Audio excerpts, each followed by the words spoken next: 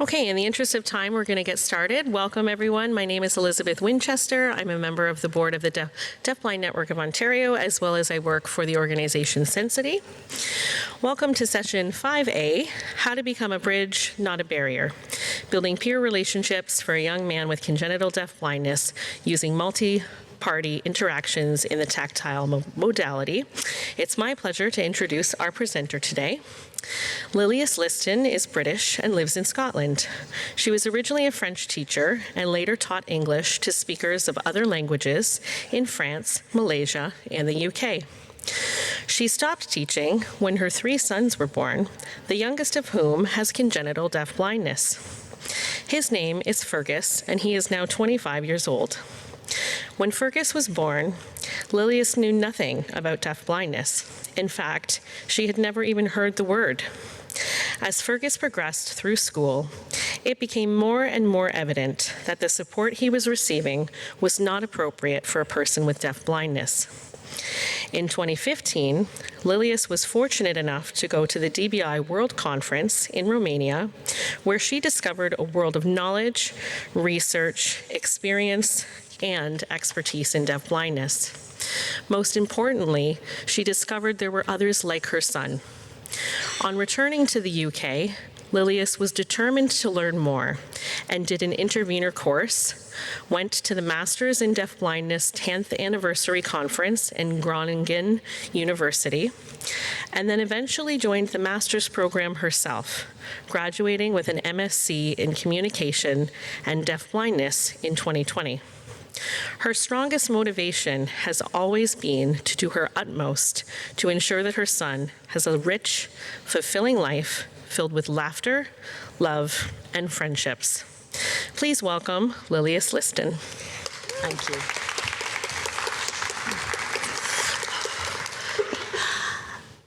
Thank you, and good morning. As Elizabeth has said, she's introduced me. You know now my name is Lilias, and I'm the mother of a 25-year-old young man with congenital deafblindness. What I'm going to present to you today is the research that I carried out for my master's thesis while I was at Groningen University. It's entitled, How to Become a Bridge, Not a Barrier, Building Peer Relationships for a Young Man with Congenital Deafblindness Using Multiparty Interactions in the Tactile Modality.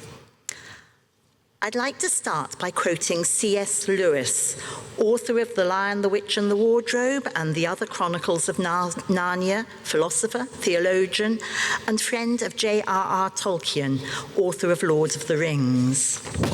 Oh, so sorry, I won't do that again. Friendship is unnecessary. Like philosophy, like art, it has no survival value. Rather, it is one of those things that gives value to survival. With that thought, I'll continue. This research explored a globally recognized problem for people with deafblindness, that is, the barriers to building social relationships and developing friendships. My motivation was the discovery that at the age of 18, my sociable, fun-loving son with congenital deafblindness, there he is, was perceived to have no friends outside the home environment. As he was approaching his 18th birthday, we wanted to invite his friends to celebrate with us. He had attended a specialist youth club for over 15 years with young people from his and other schools. I asked the leader who his particular friends were, and she replied, "He has no friends. He just does his own thing." I was absolutely devastated. This was not the boy I knew. However, the professionals around him did not see his potential for building social relationships with his peers.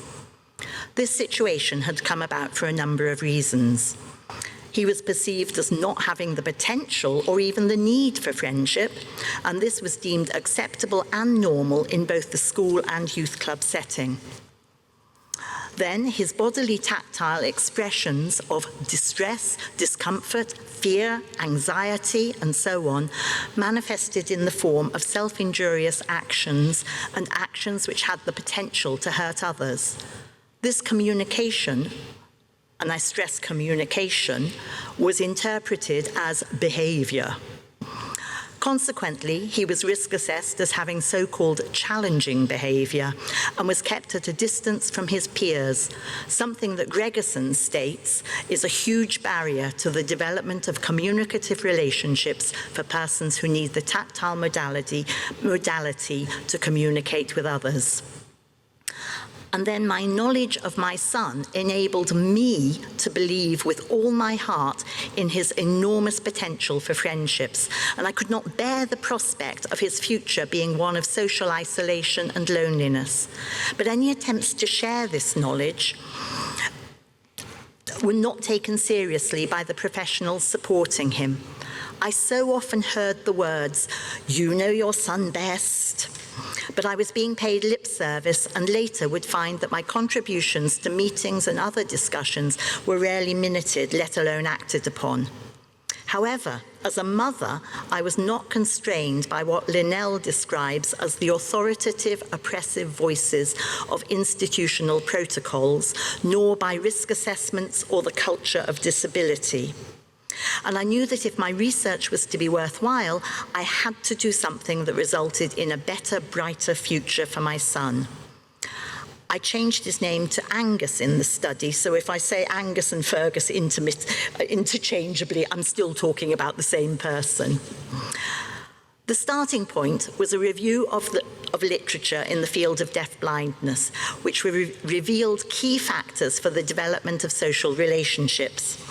These included availability, addressivity, response and reciprocation, which I joined together under the term reciprocal addressivity, participation and agency. I'll explain a bit about these terms now. Rudrow and Janssen highlighted the need for partners to be available to each other for interaction. And I'll say a bit more about that in a moment.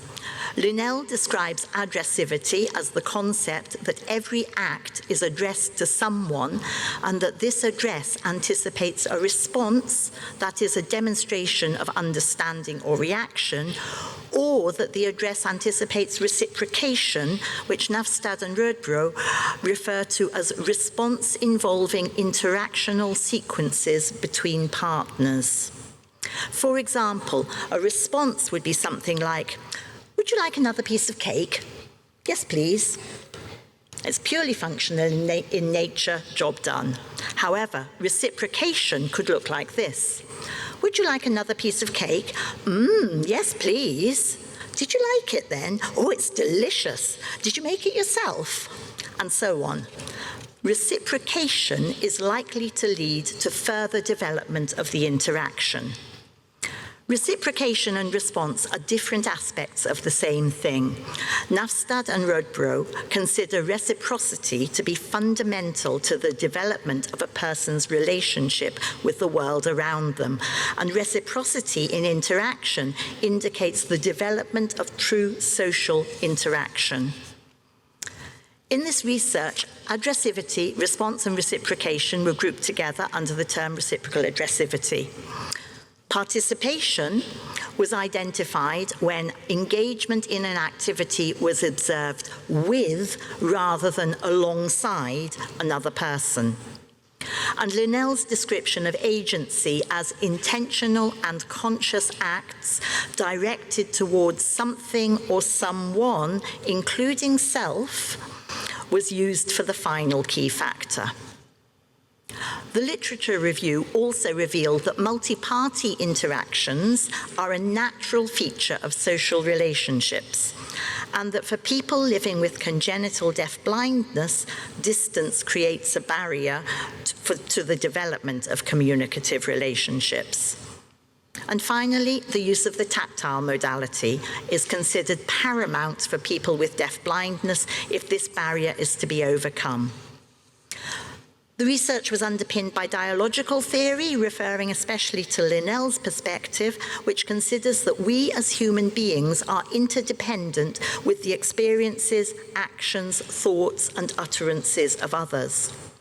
The study was also set within the framework of Bronfenbrenner's Ecology of Human Development, which brings together the developing person and the environment and highlights the evolving interaction between the two. So, the following main research question was formulated. In what way can the introduction of multi-party interactions in the tactile modality support social relationships between a congenitally deafblind person and his peers? And the main question was then explored through the following sub-questions. What impact do multi-party interactions in the tactile modality have on availability and reciprocal addressivity of peers, participation and agency of a congenitally deafblind person, and I also wanted to look at the role of staff in this, so I looked at staff perceptions of the congenitally deafblind person as someone with the potential for agency, participation, and peer relationships. The research was carried out through a single case study which integrated quantitative and qualitative research. The setting was the dining room of a specialist college for students aged between 19 and 25 with special educational needs including deafblindness, multisensory impairment, and complex communication needs. The research project was carried out at lunchtime and ran for 17 consecutive weekdays. That is just over 3 weeks. So it was a much shorter project than originally planned, but you'll understand why in a moment. The student participants were Fergus, or Angus, who lives with congenital deafblindness. He has a little residual vision, auditory processing disorder, and intermittent conductive hearing loss. There was another young man called Leo in the study, and he has a little residual vision and hearing, and also a young lady called Claire who has complex communication needs and is registered severely visually impaired but has no identified hearing impairment. 6 support workers participated in the project, with 1 supporting each student at lunchtime. Pre-intervention. The pre-intervention arrangements in the dining room were that students sat on individual tables out of reach of peers. This applied to all students in the dining room, not just the subject of the study. And as a mum, when I first saw this, I was shocked because a meal is a sociable, it's where we interact with each other. It's supposed to be a social occasion. Support workers brought food and drink and supported, but interaction was minimal and seemed to be primarily imperative, that is, functional in nature. The thinking was that it was important, and I quote, not to distract the students from the task of eating. Each of the student participants was filmed under pre-intervention conditions to create a baseline.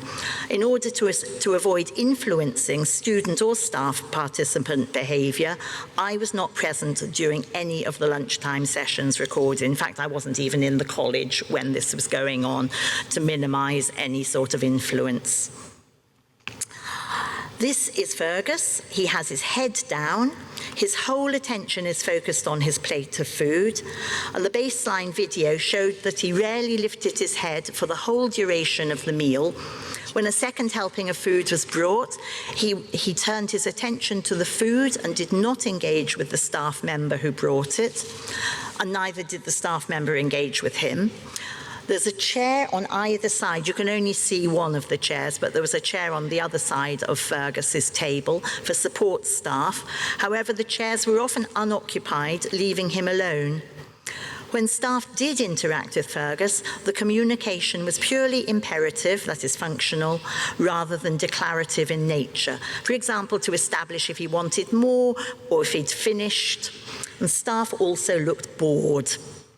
Similar observations were made in the baseline videos of the 2 other student participants. Here we have Claire. This time her support worker, you can just see to the right-hand side of the slide, her support worker is standing in front of the table, breaking up food to a suitable consistency, and she is never seen to sit down beside Claire or to address her. And then we have Leo. Again, his support worker, you can just see the support worker's arm at the bottom right of the slide. He's standing in front of him and again is not seen to sit down beside Leo. Like Fergus, Claire and Leo are not seen to raise their heads or turn their attention beyond their plates of food. The intervention introduced changes in 3 categories. First of all, I wanted to change the physical environment. It was changed by moving students and their support staff from individual tables to a shared table. That is, from 2-party, or at times single party, to a multi-party setting. Staff behaviour was changed by asking that any interaction between students be actively supported, ideally in the tactile modality. Staff were asked to support from a less dominant position, sitting with students rather than standing, and minimising the creation of a barrier between the students.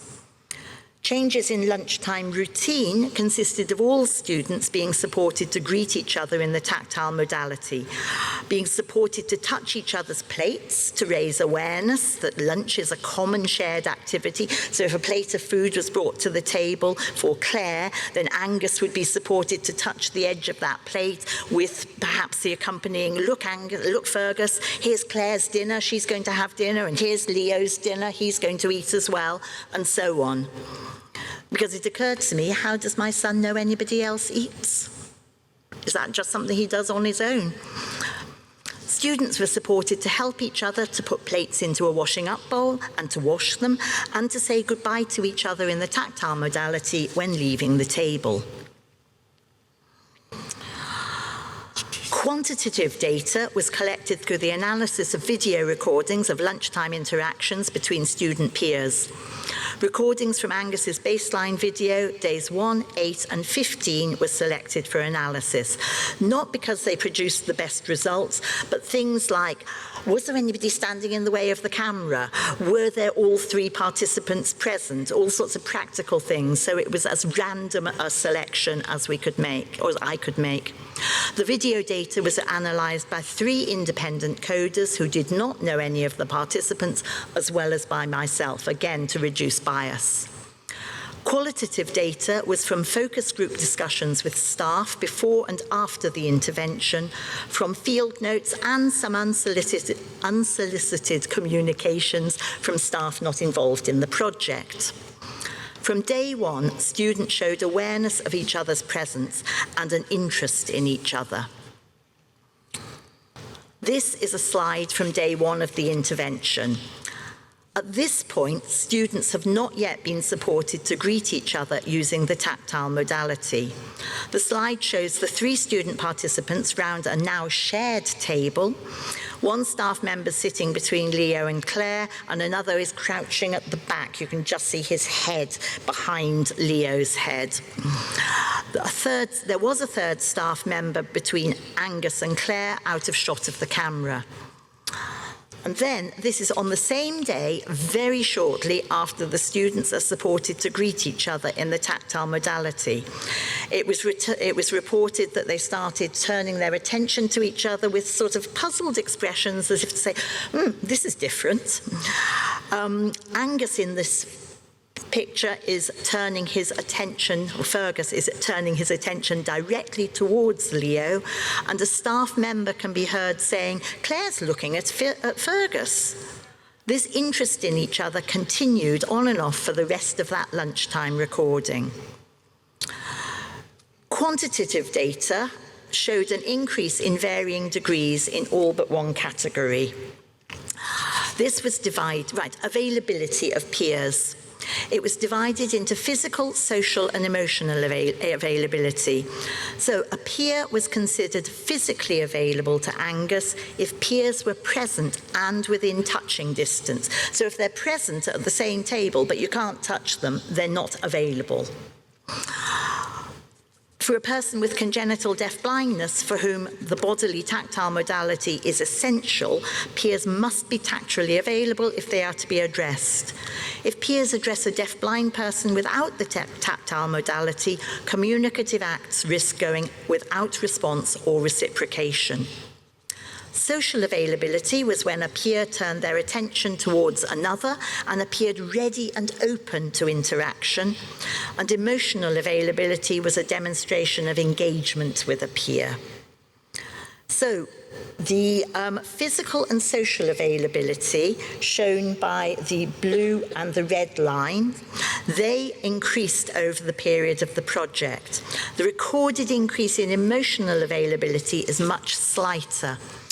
If you look at day 8, so that's the middle one, where the blue line is at its peak and then goes down again, there's a higher level of physical availability. On that day, staff participant actually took a background position in relation to the students, whereas on day 15, there's a reduction in the physical availability as the staff are positioned firmly between the students, creating a barrier. Interestingly, that barrier did not seem to affect the social availability, as shown by the continuing rise in the red line. We then looked at who was talking to whom. The analysis of the videos looked at who was addressing whom. Instances of Fergus addressing a peer are shown by the blue line. A peer addressing Fergus was shown by the red line. And the green line is actually Fergus addressing self. So you can see there was an increase in the peers addressing each other, but a decrease from the first day of the intervention. So the first thing is the baseline. But as soon as peers were introduced, the instances of Fergus addressing himself decreased. And that might, the looking at addressing self might actually merit more investigation. Response and reciprocation, there's a small increase in the peer response to Angus, but reciprocation of Angus addressing a peer is recorded as hardly occurring at all. And then when we get on to the other way round, when we're looking at peer response to Angus, when a peer addressed Angus and he responded or reciprocated, again, very little response recorded, but no reciprocation. The coding schedule only allowed for the recording of immediate response or reciprocation of a communicative act. However, in the qualitative data, a staff participant reports the following on day 14, which was not coded for quantitative analysis. She said, "I was nearly in tears one day last week. It was so emotional. Fergus was really working well with Claire, putting plates into the bowl together, and then he wiped the table with support. I asked him to pass the cloth to Claire, which he did with support.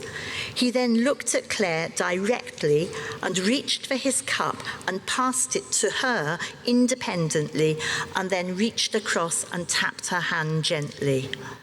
Then, following the weekend break on day 15 of the project, in this slide, Fergus has just picked up his cup and placed it in front of him. Claire noticed that and smiles. Then Claire moves her cup slowly across the table towards Fergus, and it should be noted that Claire has very restricted movement in her arms. I've highlighted the position of Claire's cup in relation to the support worker's identity badge. Then you can see, if you look in the circle, the progress that the cup has made. So here in the second picture, Fergus is actually looking directly at the cup. He's lifted his head and he's looking over his glasses and looking at the cup and Claire's hand as they move towards him, and he smiles. And then in the third picture, and you can see again the cup has moved a bit closer again to Fergus. He looks down, maintaining his smile. And then, about 10 minutes later, Fergus, unprompted and unsupported, reaches across the support worker to tap Claire on the hand. The quantitative data showed that the events on recorded the events on days 14 and 15 as separate individual unconnected acts. However, if these events are considered as an interactional sequence, these acts look like reciprocated interaction between two communication partners who are physically, socially, and emotionally available to each other, possibly meeting Nafstad and Rudbrow's criteria for the development of true social interaction. It raises the question, if coded differently, would a higher number of reciprocal interactions have been observed? I believe it also raises questions about how reciprocity works in this population. Response and reciprocation in interaction are often seen as immediate. However, this looks like a communicative act executed on the Friday being reciprocated on the following Monday, 72 hours later. I think this also would be interesting to look into further. So the rest of the quantitative results, participation, the data showed an increase in Fergus participating with his peers as illustrated on day 15 in this. So in this slide, Fergus and Leo are observed helping each other place a plate in the washing up bowl. Leo's being supported, as you can see from the support worker's hand. Fergus, on the other hand, was entirely independent of support in this action. And then agency, instances of Fergus and his peers exercising agency towards each other were also recorded on day 15, although the qualitative data records this happening on day 14 as well. And this was illustrated on day 15 in the slide that I showed you earlier, where Fergus is reaching across completely unprompted, of his own accord, to make contact with Claire. Qualitative results. The results from the qualitative component demonstrated a number of changes in staff perceptions, attitudes, and practice. So, in focus group 1, before the intervention, staff expressed the opinion that students cannot engage with each other. The feeling was expressed that Angus was fearful about whether he was able to engage with peers. The issue of safety was raised. We live in a world of risk assessments, and the UK certainly is a very risk-averse society. So the issue of safety was raised, with anxieties expressed about the perceived risks of bringing students assessed as having behaviours which challenge within reach of each other, as well as the perceived unpredictable nature of student behaviour. Focus group 2, which was after the completion of the lunchtime recordings, staff reported that Fergus no longer grabs out at people. A later conversation reported that Angus had exhibited no behaviours which challenge from the start. I'll go through the slide. Angus doesn't grab out anymore. The anxieties about Angus being in close proximity with others, students, had lessened, and they reported, "We've seen it can work."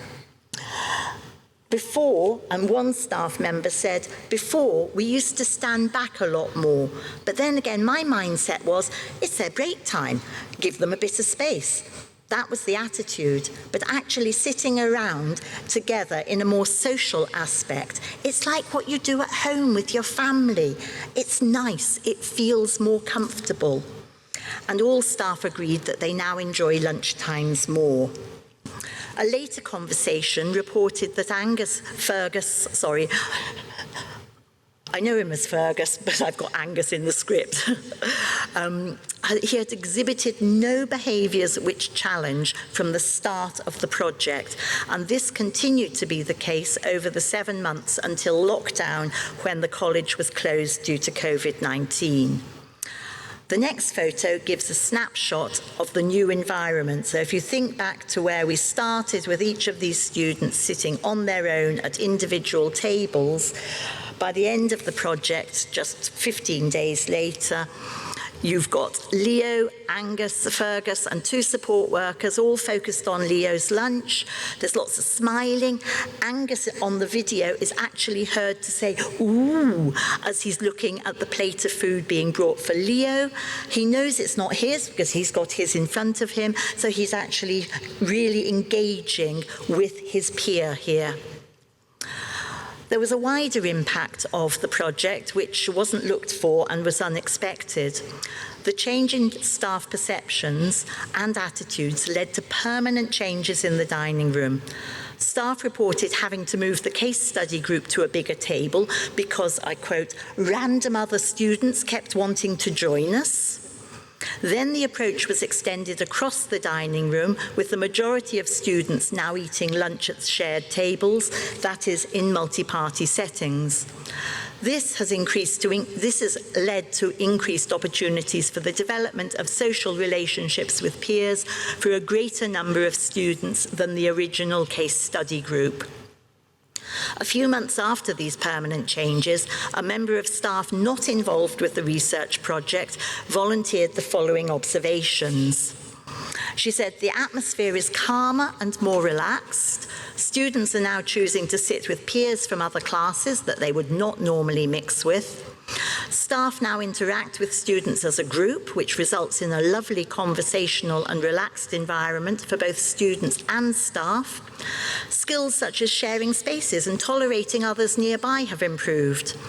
The research has had a positive impact on the dining experience for a number of students within the college, as well as the staff teams that support. And that was just an observation, not from a member of teaching staff, but somebody who went in and out of the dining room regularly. The qualitative data also recorded that the use of multi-party settings has been extended to the classroom. Peers continue to be supported to greet each other in the tactile modality. At the time of writing the thesis, Leo was in the same class as Angus, and the relationship developed through the lunchtime project led to them interacting with each other in class. Staff reported Angus, Fergus, and Leo exercising agency in relation to each other in this different setting by greeting each other tactually without support or prompt. It was also reported that Leo occasionally grabs Fergus's shirt, sort of at the front, something that Fergus would not normally tolerate, but it was reported he just looks, he doesn't react in any way, demonstrating a trust growing between these two peers. I believe that the results have implications for how the optimal environment for the development of peer relationships is created, and for how people with congenital deafblindness are best supported within those environments if the risks of social isolation and loneliness are to be minimised. 4 years on, in March this year, 4 years later, I revisited the college. Students are now, what a difference I saw. Students are now choosing to sit, where they sit at lunchtime and with whom. They're allowed and actively supported to interact with each other. On one table, I saw student A joined by student B, and then they were joined by student C. At which point, student A got up and moved to another table, where student C then followed him and sat down with student A. Student A didn't like this at all. He got up and moved elsewhere, leaving student C looking a bit sad, but a few moments later, yet another student came and joined student D. Student A ate his sandwich, and then, having had his peace and quiet, got his stuff together, including his yogurt, and came and joined student C when he was ready. On another table, I saw 2 students with congenital deafblindness having a really animated exchange through touch, completely uninhibited by staff. Another young lady was pointed out to me. Staff had to rearrange the furniture to accommodate her large wheelchair. She wanted to sit with the lads at that table, thank you very much.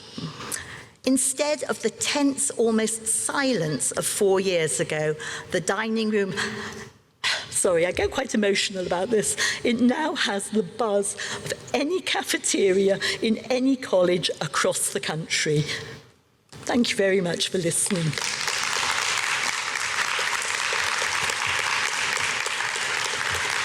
And I would be delighted to take any questions either now or later. So if anybody's got any questions, please. Deadly silence. Yes, I think so. I think there is a microphone coming. Yes. I'm not sure if this is on.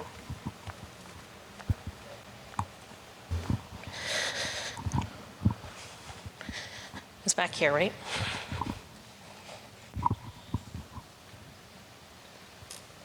Thank you. Thank you, Lilius, for this beautiful presentation. And this is the first one that I've seen a presentation. I've seen, of course, videos, 2 staff and 1 peer to make the start. But you jumped in right between peers, and that is often the questions teachers have. And so I love it.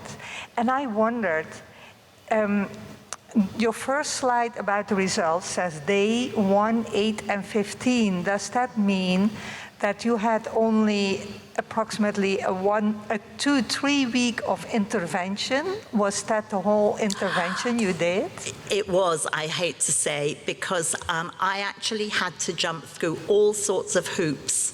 There wasn't time in this presentation to go into the detail of that, but as the mother of the central subject, first of all, I had to convince the staff on the master's degree at Groningen that this wasn't actually going to weaken the thesis, and there were all sorts of ethical issues raised about a mother carrying out research with her son as the central participant. The staff at the Groningen course are fantastic. I had Anna Nafstad and Paul Hart as my supervisors, and Anna Nafstad was extremely cautious, and she felt initially that it would really weaken my work. I then had to go away and really think about what being the mother of the central subject would bring to the study. And by the time I can talk to you in detail about all the ins and outs and so on, and some of it is actually going to be referred to in the presentation this afternoon that I'm doing with Rosemary. But Anna Nafstad actually reversed her opinion and felt that the position of mother was actually a real strength in it. But I then had to go through the ethics committee of the university. Once that was done, I had to then persuade the college that to engage with this research project. And they were very suspicious of a mum coming in. They could not get past seeing me as mum of Fergus rather than a scientific researcher coming in. And it was a place where students did come and do research, so that wasn't the new thing. And that took, once I got initial permission, I then had weeks and weeks of administration to do, back and forth. I then had to comply with the Mental Capacity Act as it affects people who are not in a position to make decisions for themselves. Best interest meetings had to be held with parents and other interested parties for all the other participants, all agreeing that it was in their best interests. I couldn't participate in that one for my son. I had to be external to that. And by the time all these hoops had jumped into, I was then fighting with the deadlines of the Groningen master's course. So it was a total of 15 days. 17 days in total, sorry. Sorry. Yeah, Lily, what I understand the research implications. What I actually was addressing was that in only 15 days of intervention, that the effect was so huge after only 15 days of coaching, right? Yep. And even a follow-up after 4 years that it was sustained and had expanded so that the training had a lasting effect on the caregivers, which is really impressive, right? So I'm very impressed that the intervention you developed, that had such a lasting result. Thank you. I think everybody involved in the project was very surprised at the impact over such a short space of time.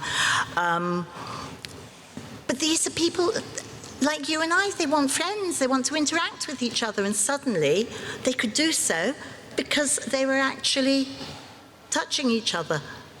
They knew other people were there, and they were almost being given permission to interact with their peers for the first time. So thank you for that comment. Thank you. I think we have time for one more question, maybe two if they're quick.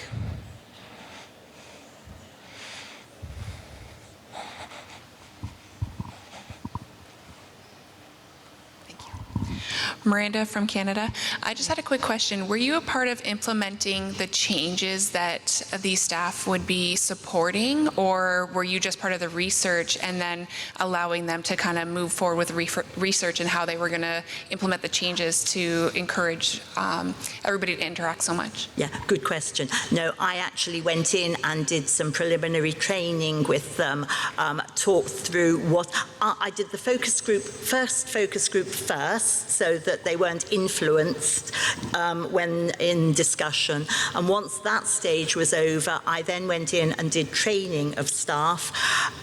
Ironically, the actual support, there were only 2 support workers out of the 6 who attended the training that ended up participating because of there was things, I don't know exactly why, but there were changes that took place.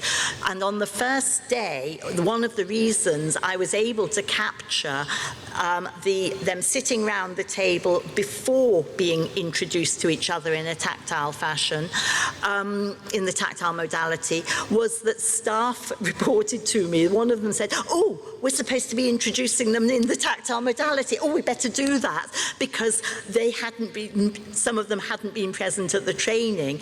And so I've actually very nicely got this before and after from that first contact. But yeah, I went in and explained, I refreshed support, information about hand under hand. I explained clearly where I was going with this, and yeah.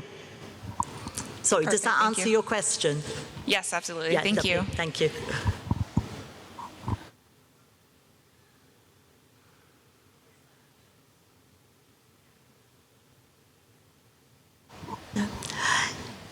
If anybody has other questions and wants to catch me at any time, please do.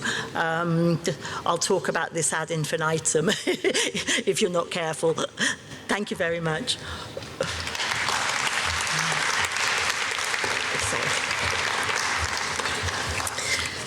I want to say a special thank you to you, Lilias, for sharing your story and all that you've shared with us today. On a personal note, as a mother and a professional committed to deafblindness, you really inspired me today, as I hope you did others here, and I will go away from this conference remembering this presentation. Thank you. Thank you for your time today. A token on behalf of all of us here for your time. Thank you very much. Thank you. It was beautiful. Thank you very much indeed. For those of you who have taken a look at the presentation, I believe we have a plenary session starting in this room in approximately 16 minutes.